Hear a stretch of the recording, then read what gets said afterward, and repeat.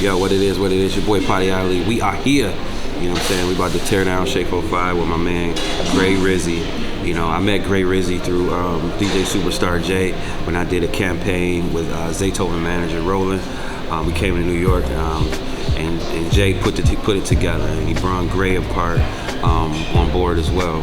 So good dude, man. He's very instrumental in when I break a record or when I do certain things. I always make sure that he's part of it.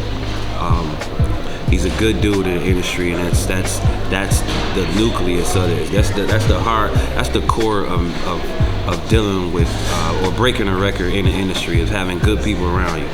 And his door has always been open, and we about to come tear it down.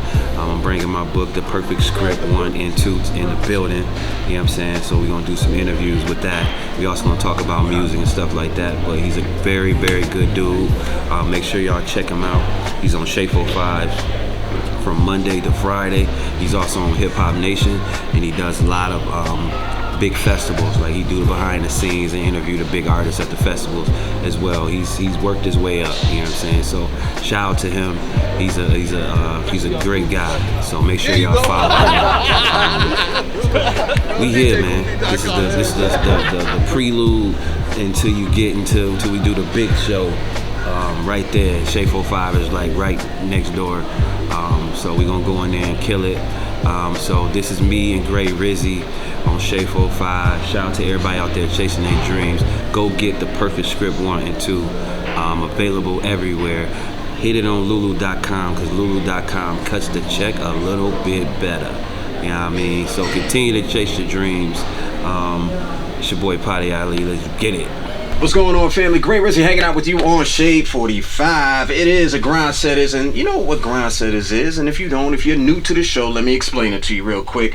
It's the people who are putting in the grind, setting the bar very high, setting themselves up for success. It's one of the reasons why I have this segment on my show, the We Out Here Show, to give some inspiration to the people who are out there doing it, letting you know you're not alone. There's steps, there are levels to this. Yes, sir. Yes, and this brother that's here with me, he has been vital in a lot of people's success, some of your favorite artists.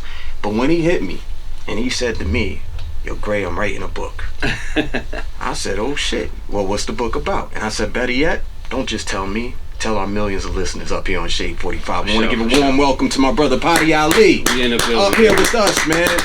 What's going on, bro? See, I'm knocking stuff down early. What's going on, Gray? Everything is good, man. I'm looking at the book. Yo, The Perfect Script. Yes. And then you have The Perfect Script 2. Yes. Can you please explain what these are for the people, the listeners right now? Okay, so The Perfect Script 1, I wrote it when I was in college. I mean, so this was far back. I ain't gonna give you my age. Yeah, don't do that. Somebody's like, "Oh, you just graduated?" Yeah. Nah, he ain't no spring chicken. Yeah, I got a lot of experience. Yeah, I got a little experience.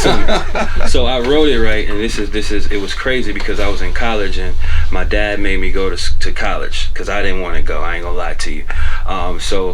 When I get down there, nobody told me you broke.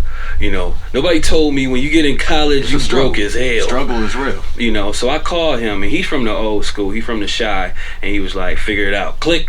I said, "Ain't this about a bit?" I said, "You just sit me down here to U of I and all this," and I'm just like, "This is crazy." So it was it was like a bunch of stuff just kept happening over and over again. Then I had a child. And then I'm like, man, I can't catch a break. It's like a perfect script of somebody just coming in my life trying to, deter me from, getting this education and stuff like that. So I got frustrated. I got frustrated with my fiance. I got frustrated with the world and everything like that. And then I'm like, I gotta get this out. I can't, hurt somebody or anything like that. So that's how I regurgitated it on paper. So it started off as a script, a movie script. I kind of Googled, and it was Bruce Willis script. It was Die Hard. And it was so simple. It was very simple. It's like 1-2 step, this person say this, and I'm like, I can't, this is not gonna do it. I need something a little bit, challenging. So I was like, you know what, I'm gonna make this into a movie. I mean, into a book. And then when I made it into a book, it just went from there. So it's about this guy. His name is Simon. Like Simon says, stand up, sit down, right? The game. So he goes around and dictates different things in people's lives. So he guided Gray Rizzy to Sirius XM. This is not God, right? Because it sounds like God. Yeah, he's not God. This is an actual person, right? Because the world needs what you call utility workers. You need somebody to pick up the trash, serve at McDonald's, wipe the windows, and do those type of things. So everybody can be a brain surgeon or a millionaire.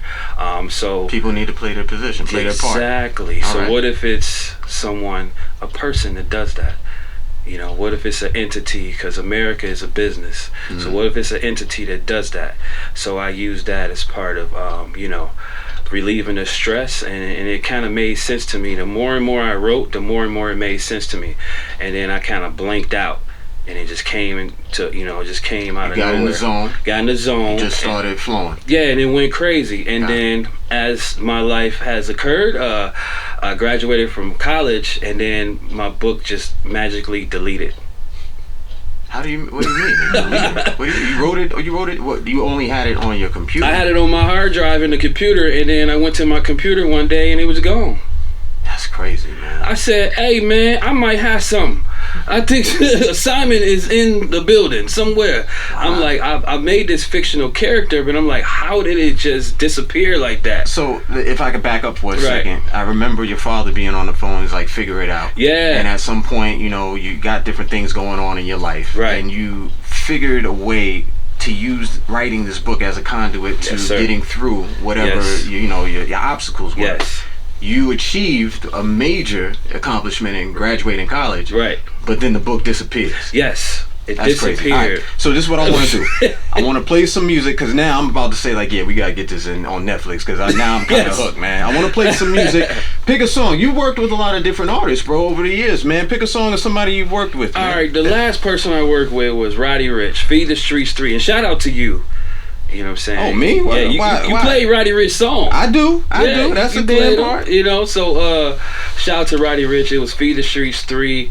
It was with my man, Lil Durk. Yep. Yeah, I mean, so there it is, man. Roddy Ricch, Lil Durk, Feed the Streets 3. Let's get to it, man. We're going to get to some music. Poddy Ali isn't going anywhere. Let him know you're listening. Hit him up on the gram right now. Poddy_Ali. That's PODDY_ALI. We out here. We out here.